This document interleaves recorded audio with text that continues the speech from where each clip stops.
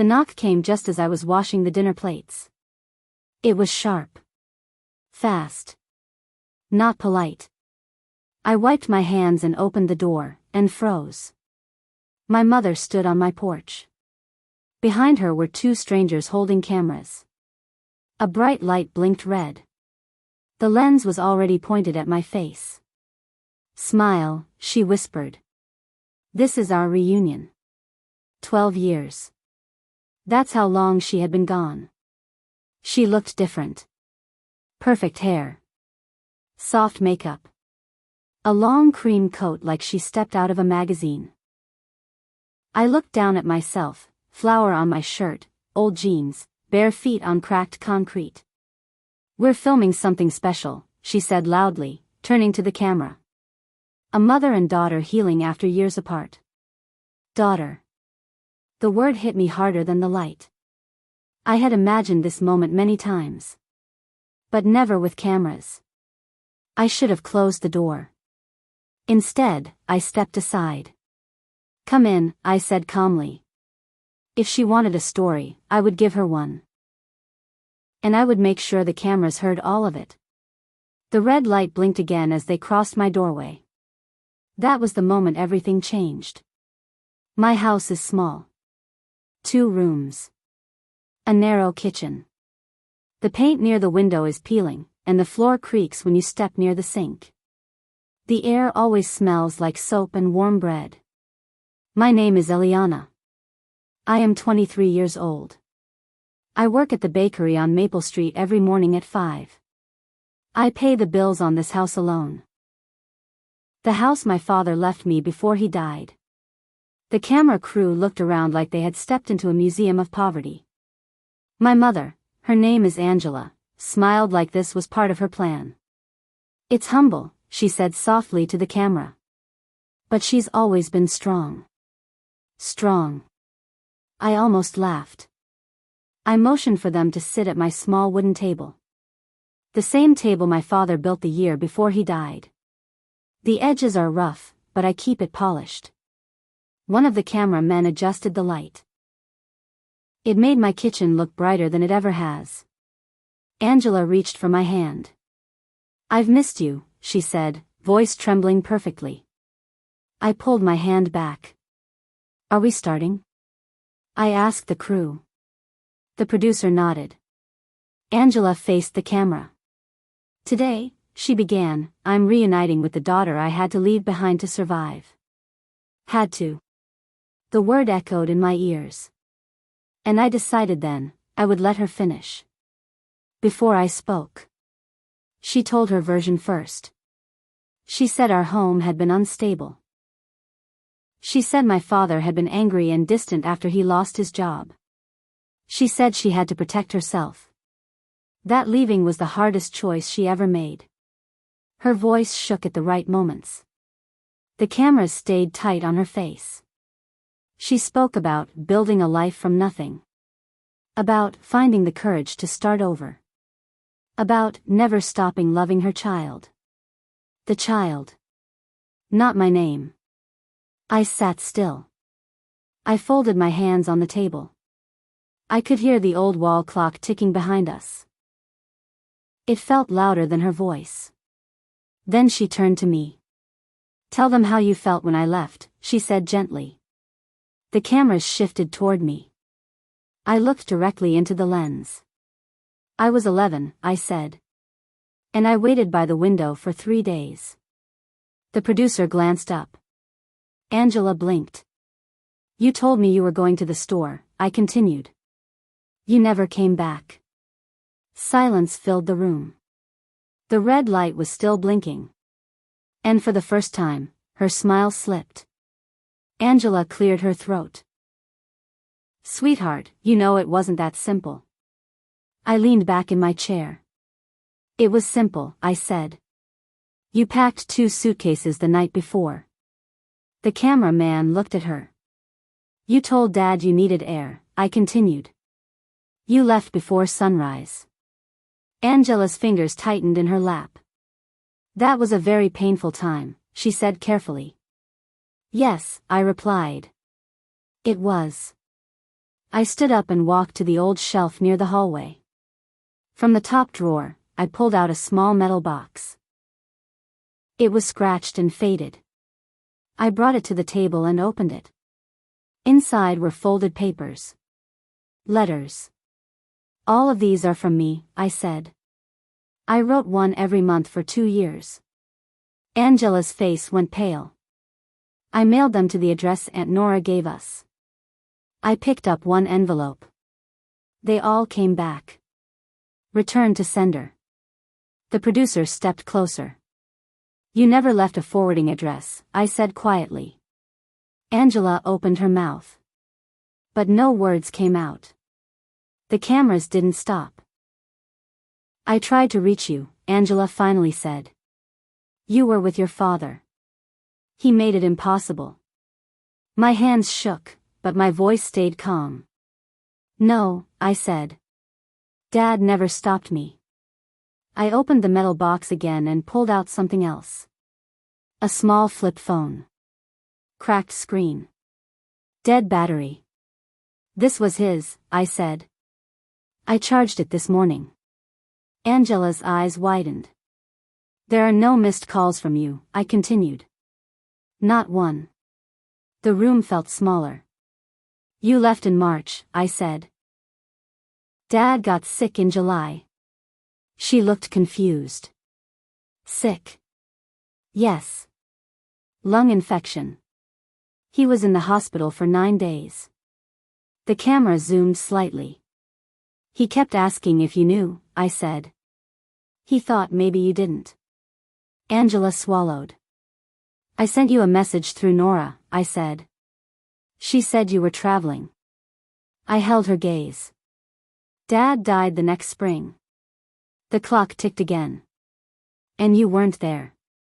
For the first time since she arrived, Angela looked unsure. The producer lowered his clipboard slowly. And I wasn't finished yet. Angela pressed her palms together like she was praying. I didn't know he was that sick, she said. No one told me. I told you, I replied. I walked to the kitchen counter and picked up a thin folder. I had placed it there before opening the door. I knew she might come one day. I just did not expect cameras. Inside the folder were printed emails. I made an account at 12, I said.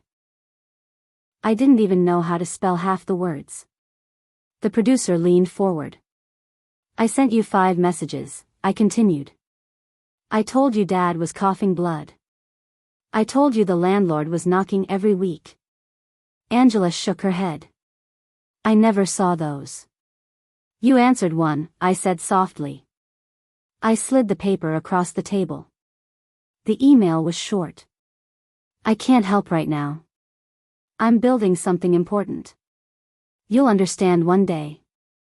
The room went silent again. You signed it with a heart, I said.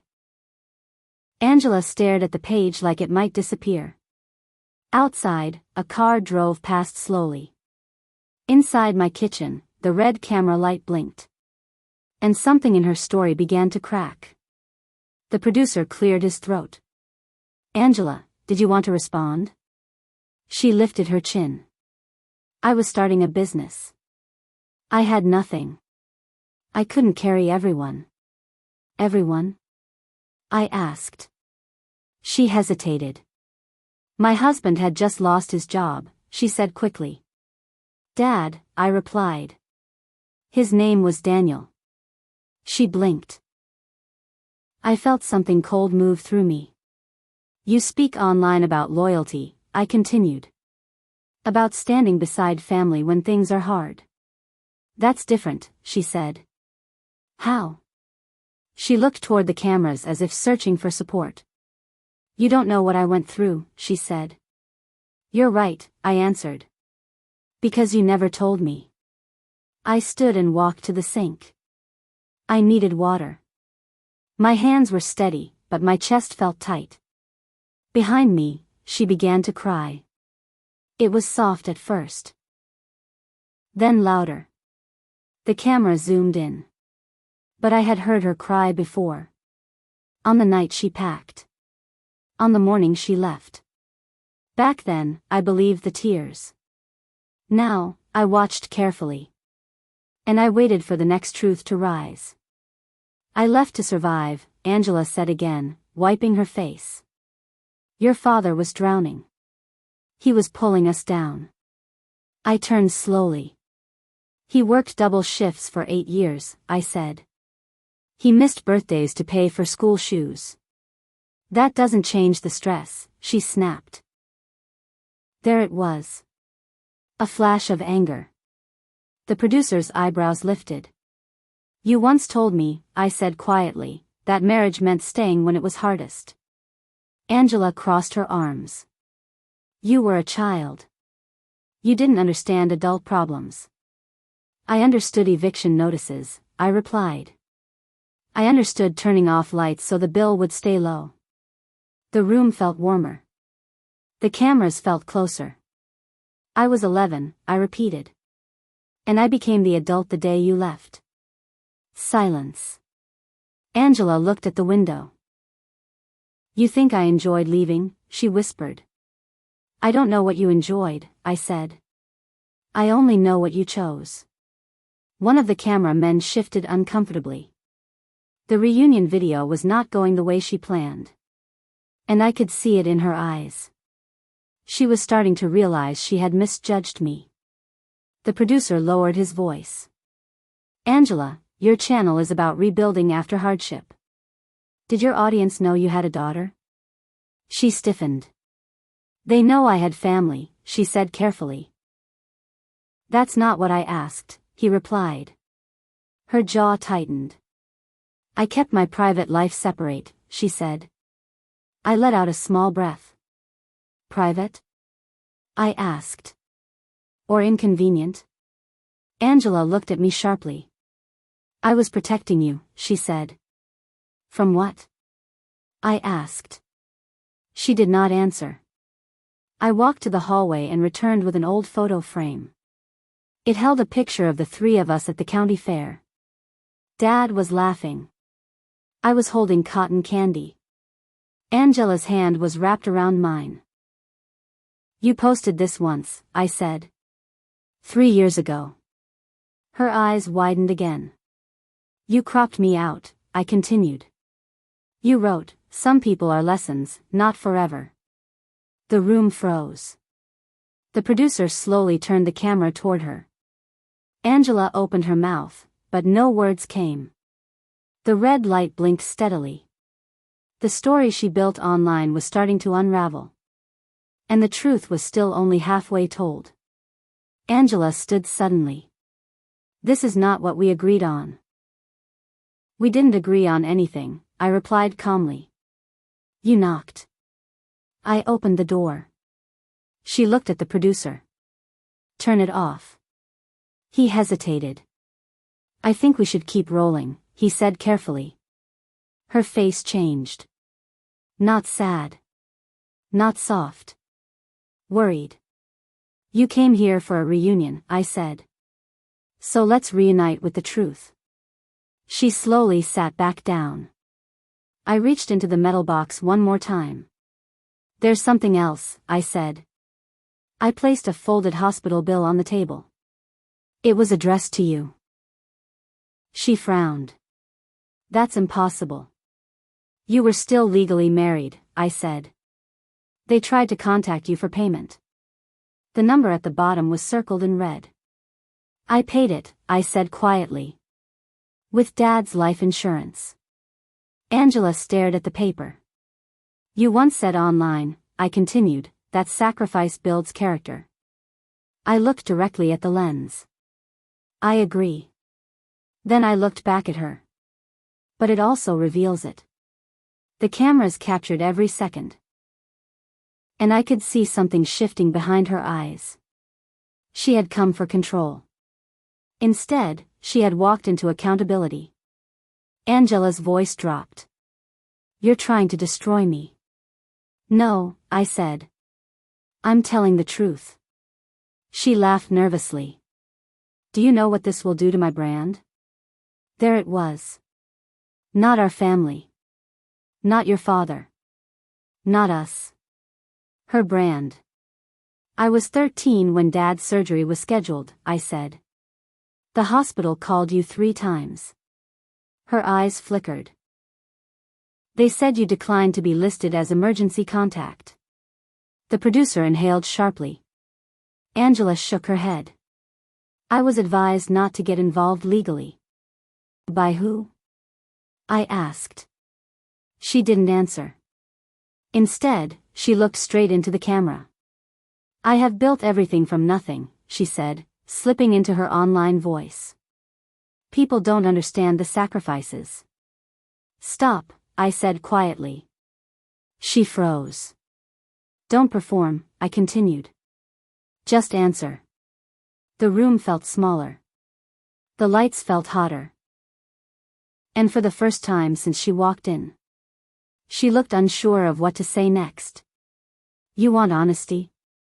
Angela snapped. Fine. She leaned forward. I was tired of being poor. Tired of struggling. Tired of a man who dreamed big and delivered small. My chest tightened, but I didn't look away. He wasn't small, I said. He was sick. He was weak, she shot back. The words hung in the air like smoke. One of the crew members lowered his gaze. He loved you, I said. She hesitated. That doesn't pay bills. No, I agreed. But neither does abandonment. The producer shifted uncomfortably but didn't interrupt. You left before the diagnosis was final, I continued. Before we even knew what we were fighting. Angela's fingers trembled slightly on the table. I chose survival, she whispered. You chose yourself, I corrected gently. Silence. Heavy. Sharp. Unavoidable. For years, I had imagined this moment. I thought I would scream. Instead, I felt calm. Because truth doesn't need volume. It just needs space. The producer checked his phone. Notifications were already flooding in. Someone outside had started live streaming. Angela noticed. What's happening? She asked. Clips are spreading, he replied carefully. The network posted a teaser. Her face drained of color. This wasn't supposed to air like this. I tilted my head. Like what? Unedited. The word landed hard. She stood again, pacing now. You don't understand how media works, she said. Context matters. It does, I agreed. That's why I'm giving it. Her phone began buzzing non-stop. She looked at the screen. Her smile, polished for millions, was gone. Instead, there was fear. Real fear. You said online that your biggest regret was trusting the wrong people, I said softly. She swallowed. Maybe, I continued, your biggest mistake was underestimating the right ones. She stopped pacing. Slowly, she looked at me. Not as an inconvenience. Not as a memory. But as a consequence. And for the first time, she saw that I was no longer the child she left behind. I can fix this, Angela whispered, more to herself than anyone else. How? I asked. She exhaled slowly. We release a joint statement. We say this was healing. Growth. A journey. I almost smiled. You're still thinking in captions, I said. Her shoulders sagged. You have no idea what it takes to build what I built, she murmured. I do, I replied. She looked up. I watched Dad rebuild himself every day, I continued. Through chemo. Through pain. Through people walking away. Her eyes filled again, but this time there was no performance. He never spoke badly about you, I added. Not once. That seemed to hit harder than anything else. Angela covered her mouth. He told me, I said quietly, that anger would rot me from the inside. The cameras were still rolling. But the room felt different now. Less like a stage. More like a reckoning. "You're not my enemy," I said. "But you are responsible." The words settled between us. And there was nowhere left to hide. Angela slowly sat back down. The fight had drained out of her. "I don't know how to undo this," she admitted. "You can't," I said gently. "You can only face it." The producer gave a small nod, signaling the crew to stay quiet. "For years," I continued, "I waited for you to come back and apologize." She looked at her hands. "Not for leaving," I added. "But for pretending we didn't exist." Tears slid down her cheeks. "I thought if I buried that chapter," she whispered, "I could become someone new." "You did become someone new," I said. "You just left pieces behind." The silence this time wasn't tense. It was heavy with realization. Outside, I could hear neighbors gathering. Inside, the red light on the camera still blinked. Angela lifted her eyes to mine. "I'm sorry," she said. "Not to the camera. Not to the producer. To me." And for the first time that day, it didn't feel like content. It felt real. I could see the hesitation in her eyes, but the cameras didn't flinch. I told her exactly what it felt like growing up without her, the nights I cried alone, the holidays she missed. Her hands trembled, and for the first time, I saw the weight of guilt in her expression. She tried to explain herself, her life, her struggles, her reasons. But I wasn't looking for excuses. I wanted honesty, raw honesty. And even with cameras rolling, she finally admitted the truth. She left because she was scared, not because she didn't care. Something shifted in that room. The tension that had gripped me for decades loosened just slightly. I realized that this reunion wasn't about forgiving her, it was about telling my truth. I turned to the cameras and said, "This is why she left, but this is also why I survived." Then, I revealed a part she didn't expect. The moments she missed weren't empty for me. I had built my own world, my own family, my own strength.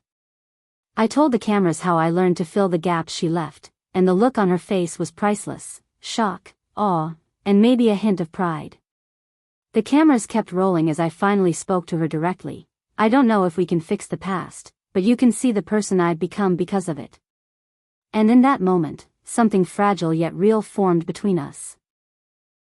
An understanding, a bridge that might just survive the scars of yesterday. After my words, the room went completely silent. Even the cameras seemed to pause. She looked at me, really looked, as if seeing me for the first time, not the child she abandoned, but the person I had become. I didn't speak. I let the silence do the talking.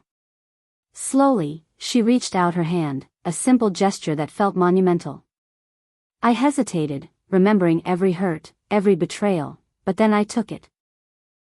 The cameras captured it, yes, but the moment was ours, raw and unfiltered. Something inside me shifted, maybe forgiveness, maybe understanding, maybe both. Then, she spoke words I never expected. She admitted how much she regretted leaving, how lonely it made her, and how seeing me now was both painful and healing. The cameras caught her tears, but I caught her truth, and that was more important than any footage. As the filming wrapped, I turned off the cameras. Alone, without lights or lenses, we spoke honestly, vulnerably, about the years lost and what we could do now. It wasn't a fairy tale, but it was real, and real felt better than any scripted reunion could. She left that day, but not before promising to stay in touch. I watched her go, a mix of relief and sorrow in my chest. The cameras had captured my story, but my life? That was mine to write. And for the first time in decades, I felt a sense of control, of power, of closure. The past wouldn't define me anymore, I would. If you liked this story, make sure to subscribe, like, and share for more stories like this.